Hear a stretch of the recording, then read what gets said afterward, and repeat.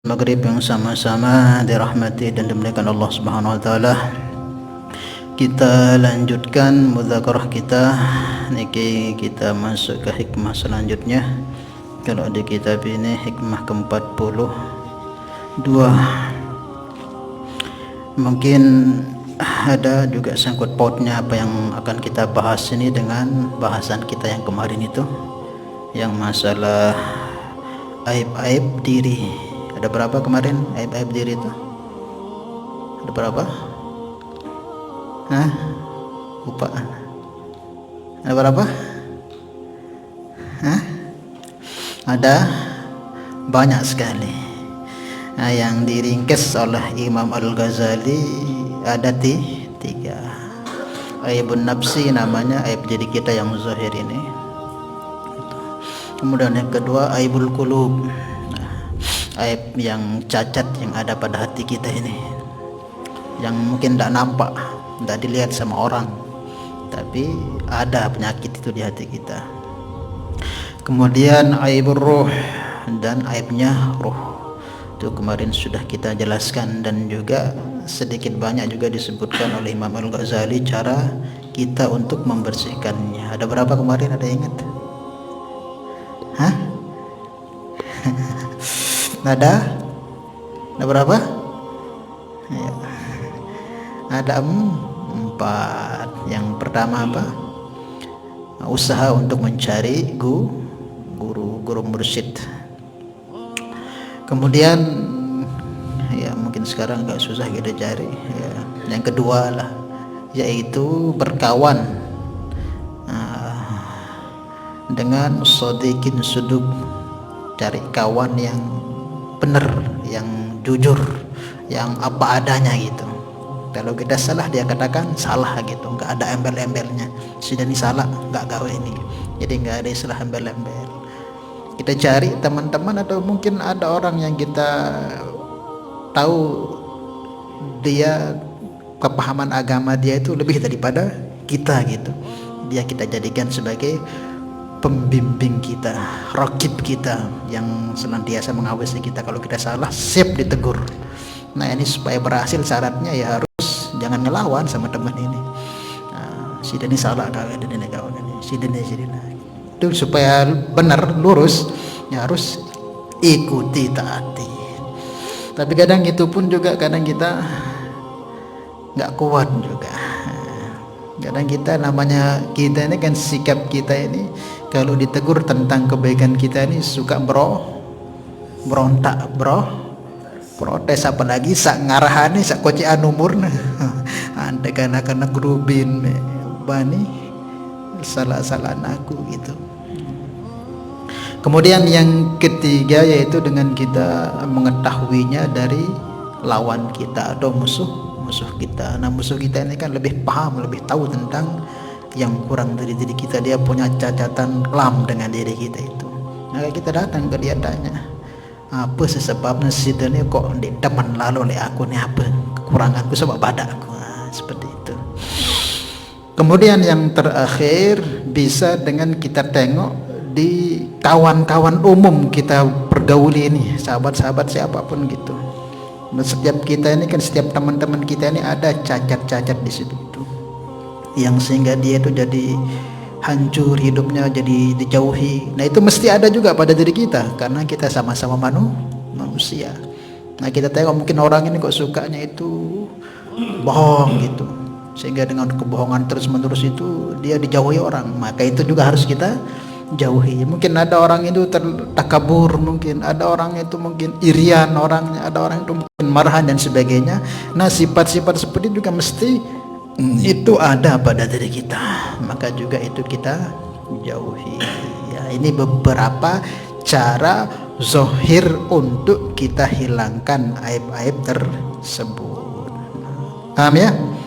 Nah kita usaha untuk menghilangkan itu jauh lebih baik ketimbang kita pelajari satu ilmu supaya kita ini ada satu wirid, ada satu ajaran torekoh supaya kita mengetahui hal-hal yang gaib, asrarul gaibiyah. Itu jauh lebih baik. Paham ya? Kemudian juga ada sebagian ulama niki mengarahkan kepada kita juga Di samping cara kita berobat yang zahir tadi dengan 4 itu, bisa juga dengan zikir gitu. Karena fungsinya zikir ini kan untuk pembersih kotoran-kotoran yang ada di hati kita. Dalam satu riwayat disebutkan, likulli syai'in thiqala, setiap sesuatu itu punya pembersih. Apa penuh, namun piring kotor, apa sih bersih? Hah? Apa? Sebenarnya apa? Sunlight. Nah, lamun awak teh apa? Black boy. Namun gigi teh Pepsodent. Pokok apapun kan ada doan pembersihnya. Nah, ada semua. Begitu juga hati nih. Wasiqalul qulub, dan pembersih hati itu zikrullah, kepada Allah Subhanahu wa taala. Itu diantara fungsinya. Kemudian juga dalam hadis yang lain yang disebutkan, innal quluba tasda'u kama tasda'ul hadid idza asabahul ma. Ini hati kita ini bisa berkarat dia sebagaimana besi idza asabahul ma, tatkala besi itu terkena air. Apalagi kita ini air apa namanya, air laut, hujan kan itu kalau kena motor mobil kita itu cepat karatan karena dia dekat dengan laut. Nah, segala sesuatu itu pada pembersihnya. Dan wajilaul qulub, dan pembersihnya hati zikrullah, zikir kepada Allah. Dengan kita banyak zikir, ingat kepada Allah Subhanahu wa taala, maka lambat laun dengan banyak kita zikir, banyak ingat kepada Allah, itu kan kita akan terjaga dari maksiat. Sehingga keadaan kita itu zahir batin itu dalam ingat kepada Allah, otomatis lama kelamaan ini hati akan bersih dan bercahaya. Nah, untuk membersihkan yang 3 tadi itu ada tahapan-tahapan zikir yang diajarkan oleh para tokoh-tokoh sufi atau orang-orang tarekat yang mungkin juga sekedar tahu saja ya. Nah, sekedar kita tahu. Yang pertama, yang zahir ini, aib apa namanya yang zahir ini?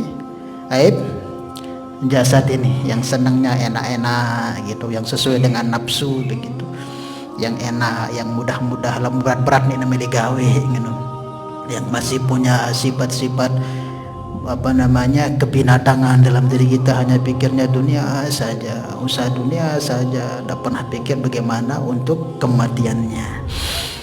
Yang masih kita agak-agak kurang mantap keyakinan kita dengan ancaman atau janji-janji Allah Subhanahu, supaya pas mantap itu bagaimana caranya?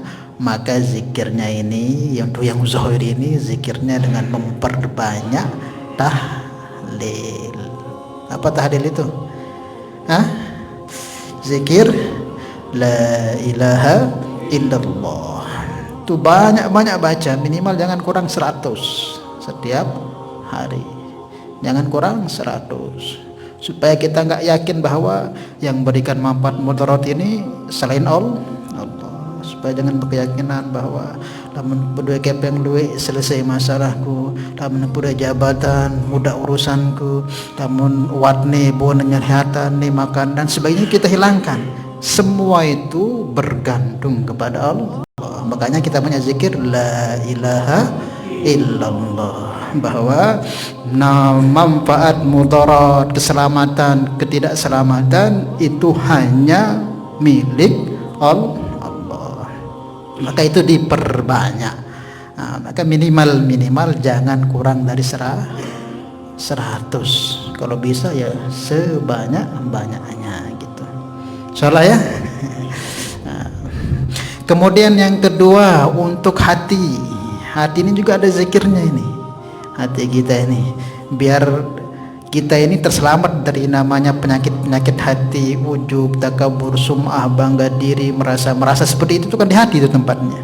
Nah, bagaimana supaya kita selamat gitu, tidak terpengaruh dengan hal seperti itu?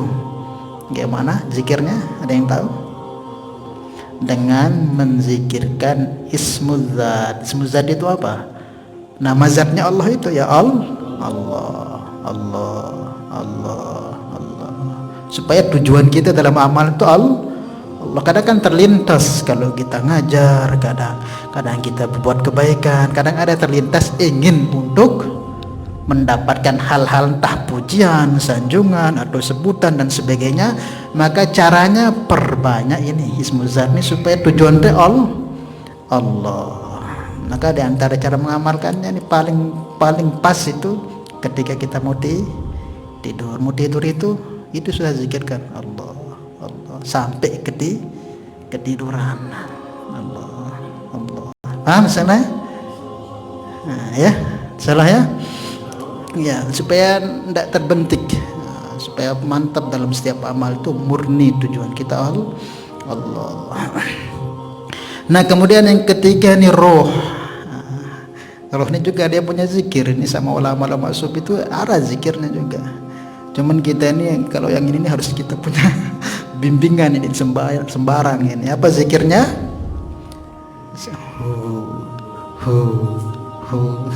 Nanti ini deparan bidah zikir itu ada itu ada aturan, ada memang ajarannya itu zikir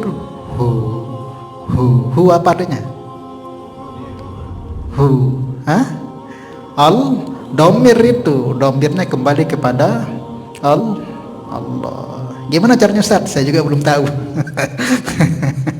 Nah, sedang cari guru yang tahu hal seperti itu, karena kita sini jangankan makom yang kedua kesekik di doang yang mau selesai itu. Apalagi saat zikir ini sekadar tahu untuk roh itu supaya enggak kepingin yang namanya karomah, makom dan sebagainya. Artinya dia enggak lagi nama tapi hilang sudah nama. Nanti tinggi lagi enggak ada lagi sudah. Enggak ada sebutan sudah zikirnya itu. Nah, itu namanya apa? Pana. Itulah yang dizikirkan sama yang zikir itu satu siapa? Allah. Nah, ini kan syarat kedua dari itu zikir. Sebenarnya hakikatnya zikir saya nyebut diri namanya saya